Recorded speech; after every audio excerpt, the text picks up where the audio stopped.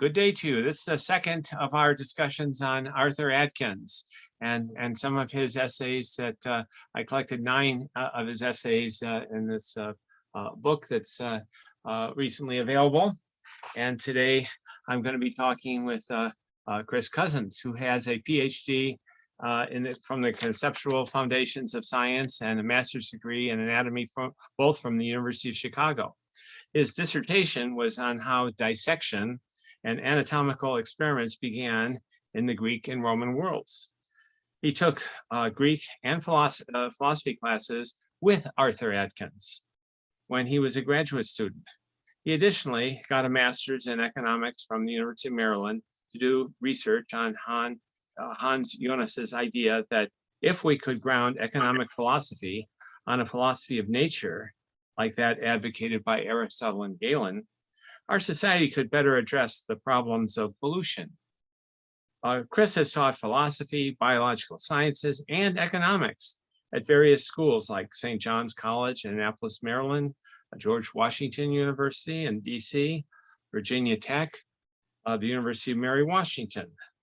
And he and a research partner are working on a book on how anatomy began that will explore the philosophy of nature of Plato, Aristotle, and Galen. Well, now let's move to some questions that I want to ask Chris about Arthur Adkins. First, since you were a student of Arthur Adkins, how did you find him as a teacher? Well, he was really dedicated. One of the most dedicated teachers I think I've ever had. He was also very paid just the most incredible attention to the details. The classes I had, most of them were looking at ethics in Greek texts and reading them in ancient Greek, and he would really focus just in great detail. He assigned us some very challenging texts from fragments of Epicurus and really put in the effort to make sure we all got got the actual Greek and how what its implications were for their view on ethics. And I saw him face the challenge he had with his Parkinson's disease.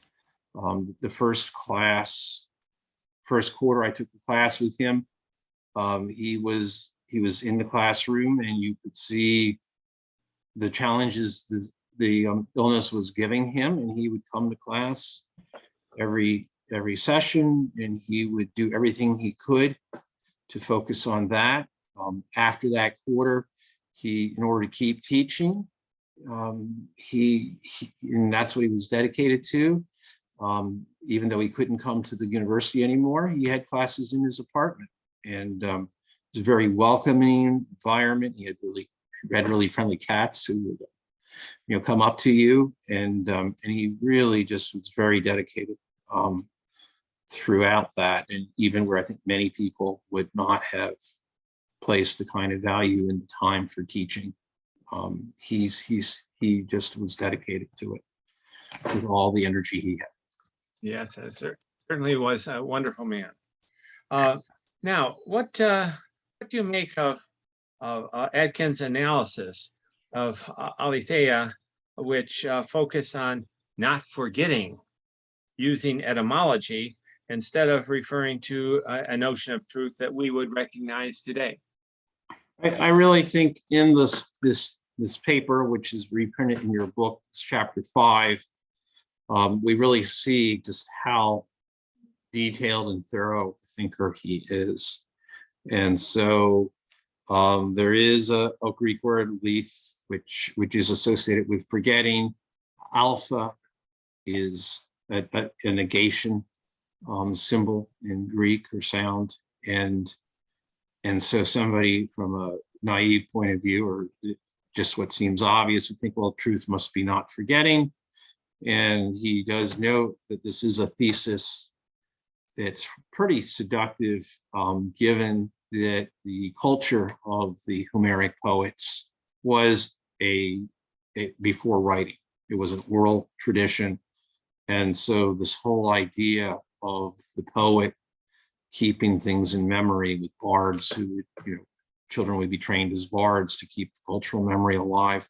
It's a really tempting and logical problem. And he does, in fact, start out with a quote from the Iliad, where Achilles is using the word aletheia in a way that does seem to very much be focused on not forgetting. But then Arthur does go into to other cases where it's very clear, he shows very clear to the reader that there is no issue of forgetting. We're talking about whether or not something is true, what some factual thing has occurred, and it's in the very recent past of the text, which suggests that it goes into a deeper meaning of just simply what is the facts of the case. And then I think an especially, convincing move that he makes is to then talk about pseude, which is the opposite of aletheia. And he really shows cases where pseude, it would just be about somebody simply not saying something that has occurred factually in the immediate recent time period where there's zero question of it being not forgetting. So I think he really starts out this paper doing a very thorough job with that. And I somebody who does philosophy of science, I think this paper is especially, useful because it's really going into understanding the origins of truth and just establishing that even in a very distant, remote culture and time and place, they had this notion of facts, that there are facts, and we can relate them with language and say things that are factually true and things that are factually false. And maybe just adding a moment on the facts. And Aristotle in the beginning of book 2 of the Posterior Analytics talks, about questions, hade, diade, GSD, ESD, and you're emphasizing that hade point, getting the facts. But I bet you, because of the book that you're working on, you're also interested in the diade, that the reason for it, and that can also be true or false. Yes. Yeah. Getting things established, a notion of truth in a way that's established that we can rely upon. I will say that in our modern times, there's a lot of relativism that that does make its way into popular consciousness that I'm not sure is productive as one might, or it may be more unproductive than you think it might have been, say, in the 70s. So I think this very crisp paper, going back to Arthur's early work of just a simple notion of truth, is very refreshing. Following up on that, how well do you think that the concept of kata cosmos, as Adkins defines it, fits with our common sense notion of truth? Well, I think this is another move he makes as he gets deeper into the paper, is he's looking for other phrases in the Greek that would give some notion of matching up with a reality, where we're taking our language and we're trying to describe a reality out there accurately. And so kata kosmon would be according to the order. Kosmon is also associated in Plato with the cosmos, the whole universe. And so he does give in a couple quotes where Odysseus talks about something not being violating according to nature. So kata kosmon, and so Odysseus is essentially saying somebody's not speaking falsely there. And so I think this adds more strength to his analysis, that they do have this general concept of truth, and they're able to use multiple words, either saying the opposite in pseude, or this not against the natural order, again, has this notion that there is a reality outside of their language. But not moving against it, not moving para cosmos. Yes. So, and that maybe makes a continuum of sorts. Yeah. Yes. Okay, so what extent do you think that Adkins balances sensitivities to the context of Homeric society with seeing that they might have a concept of truth that transcends culture? Well, he does. This is something he was very sensitive in the classes I had him for. We took a lot of classes on Hellenistic philosophy, and he was very sensitive to how the bigger political social events would impact how people thought. And so in the case of the Hellenistic world, he was very interested in this, how you had both Stoicism and Epicureanism are reactions to a large scale society. As you have empires, the Hellenistic Empire and then the Roman Empire coming in and living in an empire as opposed to a small state. And I think in this paper on Homeric society, he does a really good job of talking about social factors, that it's a non-literate society. And so we are thinking about the fact that these people are not having records written down, and that we have to understand that in such a society, preservation of truth is a much more challenging event than would have been taken for granted in the society when he's writing, which was a society where we had this printing. Now we have the internet, and that has its own nuances of recording events. So I think he does a lot to really help the reader think about this. And in particular, he thinks it's going to make the reader tempted to see Aletheia as simply a record-keeping thing and not this bigger concept that I believe he shows. He also takes time at the very end of the paper to discuss the issue of social structure, social order of when people speak, that sometimes you may have people say things where the truth may be very harsh.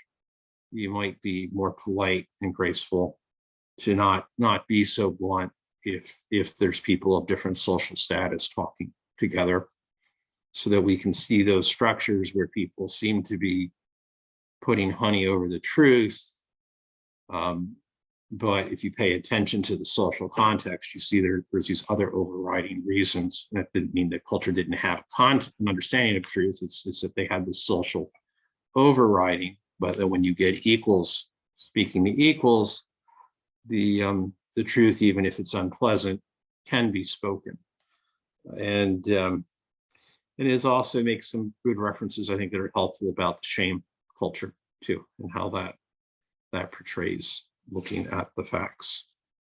So that I think this gives us a way that he can show us, on the one hand, these cultural factors do play a role in what people say, but still we can distinguish between that and did they simply not know what truth was, in the sense of something fitting with facts. And do you think that just kind of a follow-up on that, if we're thinking of social facts, if somebody has old money, 2-3 generations, and they don't have to worry about where their next meal is coming from and so forth, do you think that sensitivity to that would be easier as a Briton, Arthur being British born and raised and so forth, because they have a class system, and in the United States we've always pretended we don't have a class system. Ours is the bank, and I suppose how many zeros you have is your our class system. But do you think that makes it a little easier? Because they certainly, British have always wanted to say what John Austin in the 19th century in his work on jurisprudence says: when we can't find it in English common law, we'll go back to Roman law. And if we can't find it there, we'll go back to the Greeks. I mean, they kind of feel like that they are the histories, the following almost Hegelian-like going up in the evolved empire. Yeah, I think he does. He was very aware of, I mean, this formal culture from England. And I think that you could see that history from his childhood, but he was also very much like an immigrant, came to America, and that is, particularly when his classes moved to his apartment. I mean, he was really egalitarian. I mean, he did not. He basically, the main authority for him seemed to be knowledge and truth. That and he was like almost like a grandfather figure in the way he treated his students, and plus he had those wonderful cats. I mean, it was really this idea that philosophy really triumphed over some of these other social nuances, and also he was facing the human issue of illness, and showing very, I think, a very heroic portrait of that. And he did, the Hellenistic philosophy classes I had, he really stressed this notion of personal, that even if you have a social class structure system like that in the Hellenistic world, he portrayed that as a loss of political power for many people. But they still had to live their lives. And he portrayed both Epicureanism and Stoicism as offering ways to have individual happiness, regardless of where you are in the social class system, which was becoming a lot more powerful. Follow up on that. What do you think about Adkins' discussion of the issue concerning social face and arete in Homeric society, and the impact on whether or not they perceive truth in what we would call today a common sense fashion? I think he does this is sort of in the very end of the paper, bringing in this concept of how blunt somebody might be in speaking, and does it affect your arete to say something that's too blunt or too direct. And again, this is showing the social nuances, that just because social rules might impact the words that come out of your mouth, such that one may not be so direct with the truth, it doesn't mean you don't have the concept of truth. And I think the example of Thersites is an interesting concept or example that he does consider, and that he offers this thesis that kata Kosmos is something that would be not true. I'm just trying to make sure we get the thing right. Kata Kosmos would be true. That in the case that would apply to Thersites, who does not say something that is we would say is factually incorrect, but it's considered socially out of place, a little bit too rebellious for at least the Greek, the values of Homeric Greece, which we would say are more aristocratic than United States. And so this common soldier complains about the kings, having them fight for the king's wives, but the soldiers had their wives too. And so this is a counter thesis to that, and I think author really handles it well, talking about this issue of that in the society there was arete, and so Thersites wasn't according to the order because he broke the social rules, but that doesn't mean they didn't understand. They can't use it in different contexts where it's clearly refers to the facts of the case. And so I think this really does give an example of just how nuanced a perspective he takes, demonstrating that the ancient Greeks in Homeric time did have a notion of truth in the sense of matching the facts of the case, even if sometimes how they would speak about the truth was constrained by the social context. So I think he does a really good balancing act between understanding social context of what is said and understanding a theory of knowledge.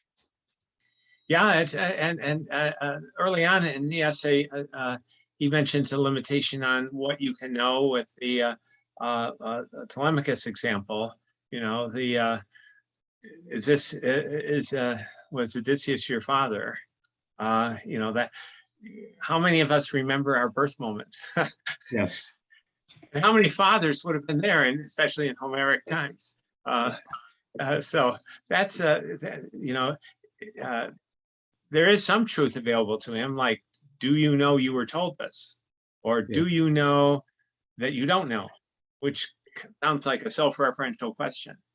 Yes.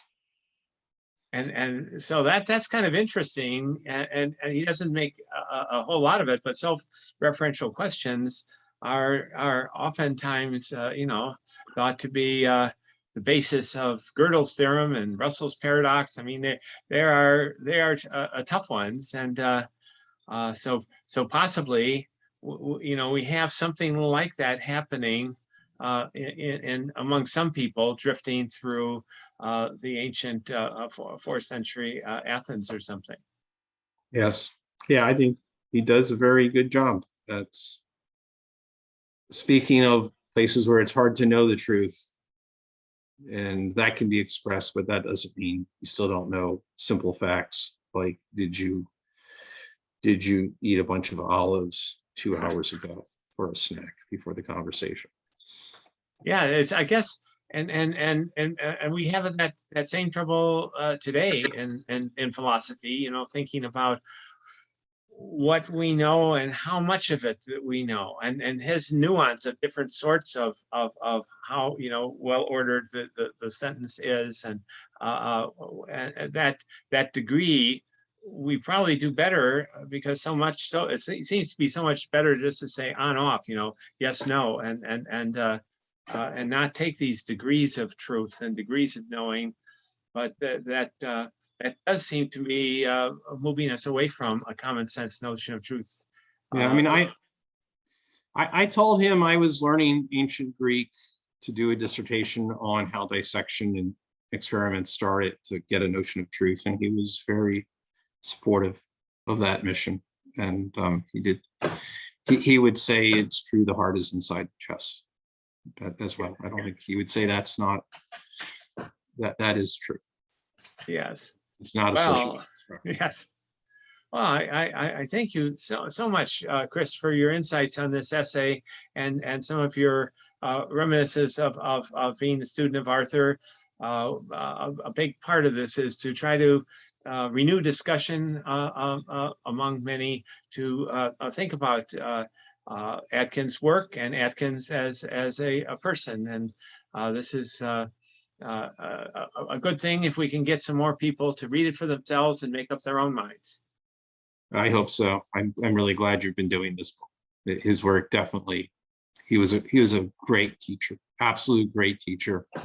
And with this book and these writings, everybody, you know, we can learn from him today. People who are not able to be in the room and pet his cats can still engage him in his mind. Well, thank you, Chris, and thank you anyone who's watching today.